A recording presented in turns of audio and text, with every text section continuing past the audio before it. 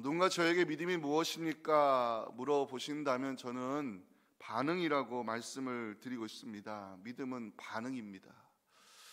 믿음을 반응이라 말씀하는 이유가 있습니다. 오늘 본문 13절에 나오죠. 우리 같이 한번 읽어보겠습니다. 13절 시작. 너희 중에 고난당하는 자가 있느냐? 그는 기도할 것이요 즐거워하는 자가 있느냐? 그는 찬송할지니라. 아멘. 여러분들 성경 13절 고난이라는 단어로 표시해 주시고요. 기도 찬송을 표시해 주시면 좋겠습니다. 기도 찬송 13절. 고난당하는 성도가 보여야 될 믿음의 반응은 기도로 나타나야 되고, 즐거움을 맞이한 성도의 반응은 하나님께 찬송을 드리라고 야고보 사도는 권면합니다. 이 13절에 나오는 고난은 어떤 고난일까요? 믿음을 지키며 살아갈 때 세상이 주는 고난일 수 있고요, 이유 없이 당하는 고난일 수 있고, 죄 때문에 오는 고난일 수 있습니다. 문제는 성도가 고난을 당하면 어떻게 반응해야 하는가? 야고보는 기도할 것을 적극적으로 권장하고 있습니다.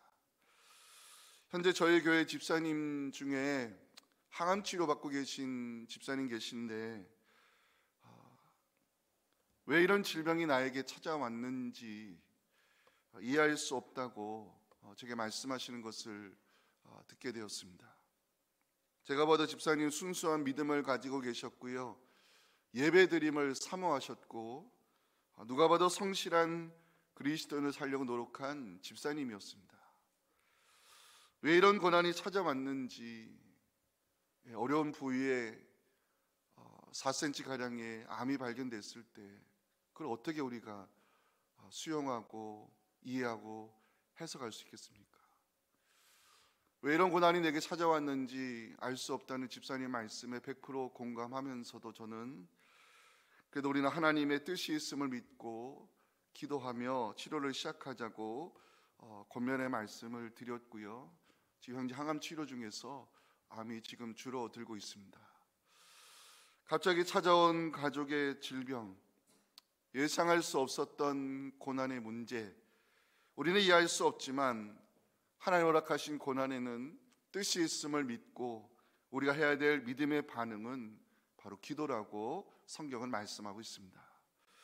오늘 본문에는 환우가 생기면 교회는 어떻게 치유 사역을 해야 되고, 병든 자를 위하여 어떻게 기도해야 되는지, 특별히 치유 사역과 관련된 교회가 지켜야 될 원칙에 대한 말씀이 오늘 본문에 나오고 있습니다. 14절 중요한 말씀입니다. 같이 읽겠습니다. 너희 중에 병든 자가 있느냐? 그는 교회의 장로들을 청할 것이요 그들은 주의 이름으로 기름을 바르며 그를 위하여 기도할지니라. 아멘. 환우가 생기면 먼저 해야 될 일은 교회에 알리는 것이라고 야고보 사도는 가르치고 있습니다. 환우가 생기면 교회에 알려야 하는 이유, 교회는 지체들로 이루어진 믿음의 공동체이고 예수의 피를 나눈 하나님 나라 가족 공동체이기 때문입니다. 병이 생긴다는 것은 부끄러운 일이 아닙니다. 육신의 질병은 누구라도 찾아올 수 있는 문제인데 숨기지 말고 교회에 알리는 것이 치유 사역의 우선순위임을 야고보 사도는 전하고 있습니다. 다음으로 교회 장로들을 청하라고 나오고 있지요. 여기에 유념해야 될 것이 있습니다. 장로를 청하라, 단수가 아닌 장로들을 청하라, 복수로 되어 있다는 사실입니다. 장로는 헬라어로 연장자를 뜻하는데요, 초기 기독교에서는 교회를 대표하는 직분자를 가리킵니다. 환우가 생겼을 때 교회 장로들을 청하라, 복수로 되어 있는 것은 이유가 있습니다. 만약 교회 직분자 혼자서 환우를 찾아가 기도하여 병이 나오면 그 직분자는 자신을 드러내는 자만심에 빠질 수 있기 때문입니다. 환우가 생겼을 때 교회 장로들이 함께 찾아가 합심하여 기도하고 환우가 낫게 되면 누구도 자신을 내세울 수 없고 교만의 죄에 빠지는 것을 막을 수 있기 때문에 야고보 사도는 교회 장로들을 청하라 권유하고 있는 것입니다. 또 하나, 교회가 치유 사역할 때 지켜야 될 원칙이 있습니다. 주의 이름으로 기름을 바르며 그를 위하여 기도하는 것이라고 성경은 말씀합니다. 야고보서는 교회의 치유 사역이 필요한 이유에 대하여 15절 16절 말씀을 제시하는데, 자, 오늘 핵심이 되는 말씀입니다. 같이 읽겠습니다. 믿음의 기도는 병든 자를 구원하리니 그를 일으키시리라. 혹시 죄를 범하였을지라도 사하심을 받으리라. 그러므로 너희 죄를 서로 고백하며 병이 낫기를 위하여 서로 기도하라. 의인의 간구는 역사하는 힘이 큼이니라. 아멘. 교회 치유 사역이 필요한 이유, 믿음의 기도는 병든 자를 구원하고 의인의 간구는 역사하는 힘이 크기 때문이라고 성경은 증거하고 있습니다. 오늘 치유 집회에 참석하셔서 환우들을 위해 중보기도 하시는 성도님께 말씀드립니다. 우리가 드리는 믿음의 기도가 병든 자를 일으킬 것이고, 우리가 드리는 의인의 간구가 하나님의 역사하는 힘으로 나타날 것을 여러분 믿으시면 아멘 하시기 바랍니다. 우리의 기도 가운데 하나님께서 어떻게 역사하실지 함께 기대와 소망의 마음으로 부르짖을 때 하나님께서 우리가 드리는 기도를 믿음의 기도로 받으시고 의인의 간구를 하나님께서 꼭 들어주셔서 환우들을 치유하사 질병의 매임에서 풀어 자유하게 하시는 기적이 일어날 수 있기를 주님의 이름으로 축복합니다. 첫째 메시지 같이 한번 읽겠습니다. 시작. 환우들을 위하여 기도할 때 예수 이름의 권세를 믿고 하나님의 특별한 은혜가 임하도록 간구해야 합니다. 야고보 사도가 환우들을 위하여 교회가 치유 사역할 때 강조한 원칙을 살펴보겠습니다. 자, 14절인데 중요한 말씀이라 생각합니다. 같이 읽겠습니다. 너희 중에 병든 자가 있느냐? 그는 교회의 장로들을 청할 것이요 그들은 주의 이름으로 기름을 바르며 그를 위하여 기도할지니라. 환우를 위해 기도할 때, 교회가 치유 사역할 때 지켜야 될 원칙 첫 번째는 주의 이름으로 기도하라고 성경은 가르칩니다. 주의 이름으로 기도하라. 무엇을 의미할까요? 두 가지로 이야기할 수 있습니다. 하나는 예수 이름의 권세와 능력을 믿고 기도하라는 것입니다. 복음서에 나오는 수많은 이적 사건들, 치유 사건을 복음서 기자들이 기록해 놓은 이유가 있습니다. 예수님은 병든 자를 일으키실 수 있고, 예수님은 자연을 다스릴 권능이 있으시며, 예수님은 메시아의 능력을 행하시는 분이심을 증거하기 위함입니다. 우리가 환우들을 위하여 기도할 때 주의 이름으로 기도하라는 것은 예수님은 모든 질병을 치유할 수 있는 메시아의 권세와 능력이 있음을 믿고 간구하는 뜻으로 해석할 수 있습니다. 사랑하는 성도 여러분, 우리가 믿는 예수님 지금도 살아계시고요, 기도한 우리를 통해 그리스도의 표적을 허락하시고 메시아의 능력으로 우리 사랑하는 환우들을 고쳐주실 것을 여러분 믿으시기 바랍니다. 또 하나, 주의 이름으로 기도하라는 것은 우리가 기도하면 주께서 우리를 위하여 일하심을 믿으라는 것입니다.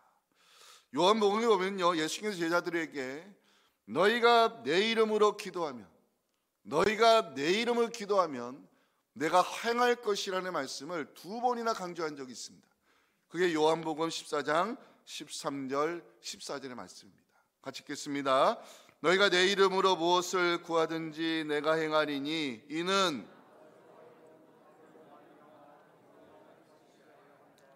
내 이름으로 무엇을든지 내게 구하면 내가 행하리라 주님 말씀했습니다.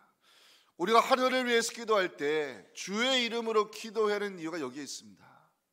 교회가 하늘을 위하여 치유 사역 감당하면, 우리가 치유 집회를 통해 우리의 기도를 올려드리면 주님께서 우리 기도 가운데 일하시고 환우들을 고치시는 그리스도의 행함이 나타나기 때문입니다. 지금도 살아계신 주님께서 우리의 기도 가운데 환우들을 돌보시고 질병의 매임에서 자유하게 하시기를 주님의 이름으로 축원합니다. 두 번째, 교회가 치유 사역을 지켜야 될 원칙, 기름을 바르라고 나와 있습니다. 기름을 바르라. 어떤 의미로 해석해야 될까 고민해 봤습니다. 자료를 찾아봤습니다. 복음서에 보니까요, 주님께서 선한 사마리아 사람에 대해서 말씀을 하실 때 강도 만난 자를 응급처치하는 과정에서 기름과 포도주가 사용이 됐더라고요. 누가복음 10장 34절 보실까요? 가까이 가서 기름과 포도주를 그 상처에 붓고 싸매어 주었다 그랬습니다. 예수님의 제자들도요, 병자들을 고치는 치유 사역을 할 때 기름을 발랐다고 마가복음 6장 13절은 보여주고 있습니다. 많은 귀신을 쫓아내며 많은 병자에게 기름을 발라 고치더라. 고대 세계에서 병든 자의 치료를 위해 기름을 바르는 것은 일반적인 의료 행위였습니다. 환우를 위하여 기름을 바르라, 실제적 치료 행위도 함께 병행하라는 권면의 말씀으로 이해해야 합니다. 기도와 치료 행위를 병행하는 것이 환우들을 위한 최선의 방법임을 야고보 사도는 전하고 있는 것입니다. 또 하나, 기름을 바르라는 의미는 하나님의 특별한 은혜가 필요한 사람으로 구별하라, 이렇게 우리가 해석할 수 있습니다. 하나님의 특별한 은혜가 필요한 사람으로 구별하라. 이 해석이 가능했던 것은요, 구약에서 기름을 바르는 행위는 하나님을 위하여 구별하는 것을 가리키기 때문입니다. 민수기 7장 1절 볼까요? 모세가 장막 세우기를 끝냈습니다. 그 다음에 했던 일이 뭡니까? 그 기구들에 기름을 발라 거룩히 구별합니다. 모든 기구와 제단에 기름을 발라 거룩히 구별했습니다. 기름을 바른다는 것은 하나님을 위하여 구별하는 것을 뜻합니다. 환우를 위하여 교회가 치유 사역할 때 기름을 바르는 것은 하나님의 특별한 은혜가 필요하기 때문입니다. 현대의학으로 함께 치료를 병행하면서도 교회는 환우들을 하나님의 특별한 도우심이 필요한 사람으로 구별하여 기도할 것을 성경은 강조하고 있습니다. 저도 교회 환우들을 위해 새벽에 기도할 때 하나님의 특별한 도우심이 필요한 우리 환우들은 그 이름들을 하나하나 하나님께 올려드리며 하나님의 특별한 은혜가 임하기를 기도하고 있습니다. 사랑하는 성도 여러분, 사람은 할 수 없더라도 우리가 믿는 하나님은 모든 것을 하실 수 있음을 믿으시기 바랍니다. 사랑하는 환우들을 우리의 중보기도를 통해 하나님의 손에 올려드릴 때 하나님의 특별한 은혜가 임해서 현대의학으로 설명할 수 없는 치유의 역사가 일어날 수 있기를 간절히 소망합니다.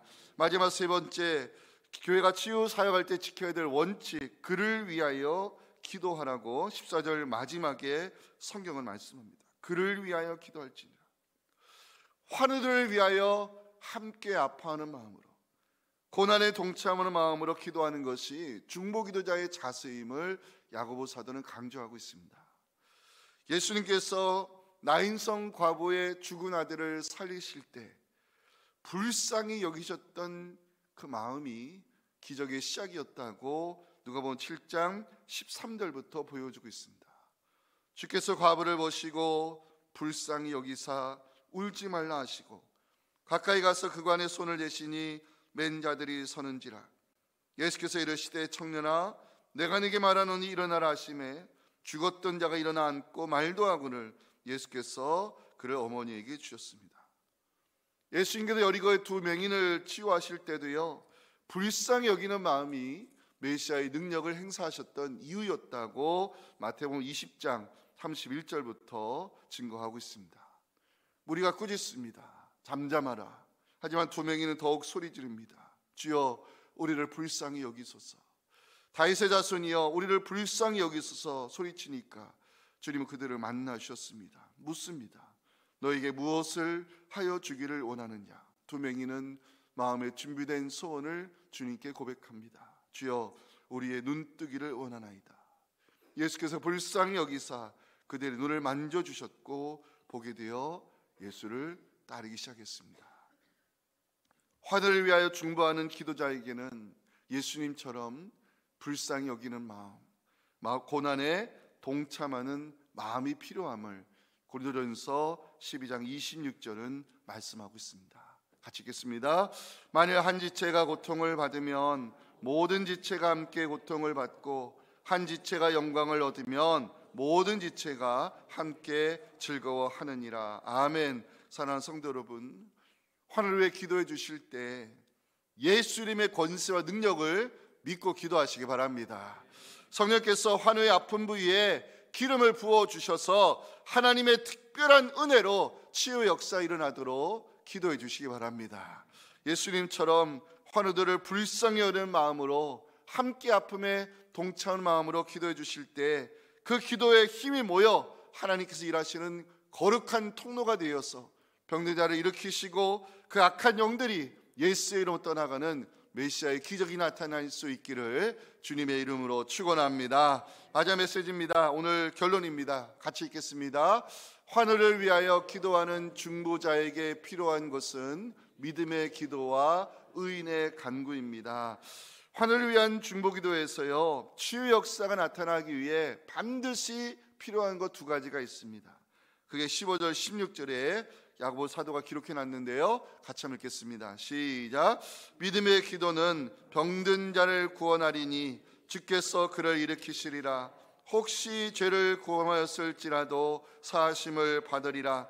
그러므로 너희 죄를 서로 고백하며 병이 낫기를 위하여 서로 기도하라. 의인의 간구는 역사하는 힘이 큼이니라. 표시해 주세요. 15절 믿음의 기도는 병든 자를 구원하리니 표시해 주시고요. 16절 마지막 의인의 간구는 역사하는 힘이 큼이니라. 치유의 역사가 나타나기에 필요한 것 첫 번째, 믿음의 기도입니다. 기도자에게 필요한 것이 있어요. 믿음입니다. 어떤 믿음입니까? 15절에 답이 나와 있죠. 믿음으로 기도하면 주께서 병든 자를 일으키실 것이라는 그 믿음이 필요하다고 성경은 말씀하고 있습니다. 복음서에 보면요, 주님께서 믿음을 칭찬하시고 메시아의 능력으로 환을 고쳐주신 사건들이 있는데, 대표적인 것이 이 백부장의 하인을 고쳐준 사건입니다. 예수님 백부장의 믿음을 칭찬했죠. 마태복음 8장 6절부터 보시면요, 백부장이 나와 간절히 매달립니다. 주여, 내 하인이 중풍병으로 못이 괴로움 속에 있습니다. 그러니까 주님 말씀합니다. 내가 가서 고쳐주리라. 내가 가서 고쳐주겠다 말씀했어요. 근데 백부장이 말립니다. 주님, 말씀으로만 하옵소서. 말씀으로만 하옵소서. 그러면 내 하인이 나을 줄 저는 믿습니다. 주님은요, 백부장의 간절함을 보시고 내가 가서 고쳐주겠다 말씀했는데, 백부장은 주의 말씀에 능력이 있음을 신앙으로 고백합니다. 그때 주님은 백부장의 믿음을 인정하시고 치유의 기적을 허락하시는 장면이 마태복음 8장 10절 13절에 나옵니다. 우리에게도 이만한 믿음이 있기를 소망하며 같이 읽겠습니다. 시작. 예수께서 들으시고 놀랍게 여겨 따르는 자들에게 이르시되, 내가 진실로 너희에게 이르노니 이스라엘 중 아무에게서도 이만한 믿음을 보지 못하였느라. 예수께서 백부장에게 이르시되, 가라, 내 믿음대로 될지어다 하시니 그 즉시 하인이 나으니라. 아멘. 사랑하는 성도 여러분, 우리도 말씀의 능력 의지하여 믿음으로 기도하면 주님께서 말씀의 권세로 우리 환우를 고통의 매임에서 풀어주실 것을 믿으시기 바랍니다. 환우를 위한 중보기도에서 치유 역사가 나타나게 필요한 마지막 두 번째, 의인의 간구입니다. 16절 마지막 보시면 의인의 간구는 역사하는 힘이 크다고 성경은 강조하고 있죠. 구약을 찾아봤습니다. 성경이 인정하는 의인의 간구가 누구였을까? 모세였습니다. 의인 한 사람의 간구가요, 얼마나 위대한 역사를 일으키는지, 의인의 간구 한 사람이 공동체를 살리는 힘이 있다는 것을요, 저는 민수기 11장의 사건에서 확인했습니다. 이 말씀은 같이 읽어야 될 말씀입니다. 시작. 여호와께서 들으시기에 백성이 악한 말로 원망하매 여호와께서 들으시고 진노하사 여호와의 불을 그들 중에 붙여서 진영 끝을 사르게 하심에 백성이 모세에게 부르짖음으로 모세가 여호와께 기도하니 불이 꺼졌더라. 그곳 이름을 다베라라 불렀으니 이는 여호와의 불이 그들 중에 붙은 까닭이었더라. 아멘. 성경은 의인의 간구가 역사하는 힘이 크다는 사실을 이 모세를 통해 보여주고 있는데, 질문을 던져보겠습니다. 의인의 간구가 역사하는 힘이 큰 이유가 뭘까요? 의인의 간구가 역사하는 힘이 크다고 성경은 말씀하는데 그 이유가 뭡니까? 답은 역사하다는 단어 속에 있습니다. 역사하다. 이 역사하다는 단어는 헬라어로 운동력 있게 일하다는 뜻입니다. 우리가 의인의 심정으로 간구하면 무엇이 나타난다는 것입니까? 우리의 간구 가운데에 하나님의 일하심이 나타난다는 것입니다. 그걸 우리 믿으라는 것입니다. 하나님의 일하심, 하나님의 개입하심이 의인의 간구 가운데 나타날 수 있다는 것입니다. 그래서 치유 사역에 의인의 간구가 필요한 것입니다. 의인의 간구를 통하여 하나님의 일하심, 하나님의 개입하심이 나타나는 이유가 무엇일까? 잠언서 15장 29절 말씀 때문입니다. 같이 읽어볼까요? 여호와는 악인을 멀리하시고 의인의 기도를 들으신다고. 그 의인의 기도를 들으시고 하나님의 일하심, 하나님의 개입하심이 나타나면 어떤 질병의 문제도 문제가 되지 않을 줄로 저는 믿습니다. 욥기를 보면요, 하나님은 욥을 의인으로 인정하시고 욥을 통하여 중보기도 하게 하시는 장면이 욥기 마지막 42장 8절에 나옵니다. 그런 너희는 수소 7과 순양 7을 가지고 내 종 욥에게 가서 너희를 위하여 번제를 드리라. 내 종 욥이 너희를 위하여 기도할 것인지요 내가 욥의 기도를 기쁘게 받을 것이다. 너희가 우매한 만큼 너희에게 갚지 아니하리라. 이는 내가 나를 그렇게 말한 것이 내 종 욥의 말같이 옳지 못함이라. 질문 드리겠습니다. 우리의 기도가 하나님이 들으시는 의인의 간구가 될 수 있을까요? 자신 없죠. 얼굴에 다 써져 있어요. 의인이라는 단어가 나오니까 벌써 여러분들이 기가 죽었어요. 그러지 마세요. 우리의 기도가 하나님이 들으시는 의인의 간구가 될 수 있을까? 의인의 간구는 역사는 힘이 크다 성경이 말씀하는데 하나님 우리의 기도를 들으시고 하나님 우리를 위하여 일하심, 하나님의 개입하심이 나타날 수 있을까? 답은 있다는 것입니다. 야고보는 그 증거로 엘리야를 들고 있습니다. 17절, 18절 제가 묵상하면서 많은 위로와 소망을 품게 되었습니다. 자, 같이 읽어봅니다. 시작. 엘리야는 우리와 성정이 같은 사람이로되 그가 비가 오지 않기를 간절히 기도한즉 3년 6개월 동안 땅에 비가 오지 아니하고 다시 기도하니 하늘이 비를 주고 땅이 열매를 맺었느니라. 엘리야 유명한 선지자죠. 오죽하면 예수님 변화산에도 나타났겠어요. 구약이 인정하는 선지자가 몇 명 있잖아요. 그 중에 한 사람이 엘리야인데, 참 위로가 되는 것은 야고보 사도가 본문의 말씀을 기록할 때 17절 다시 보세요.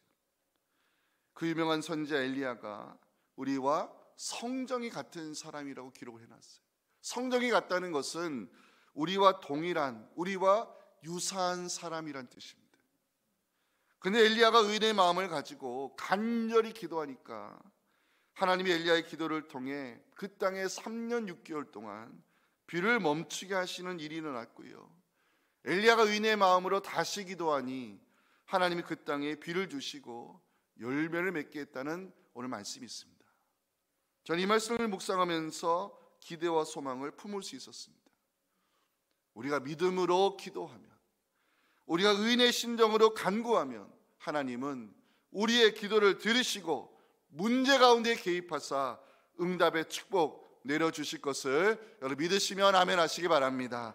저를 한번 크게 따라합니다. 믿음의 기도는, 한 번 더 크게, 믿음의 기도는 병든 자를 구원하리니 의인의 간구는 역사하는 힘이 큼이니라. 이 믿음 가지고 함께 찬양과 기도의 자리로 나아가겠습니다.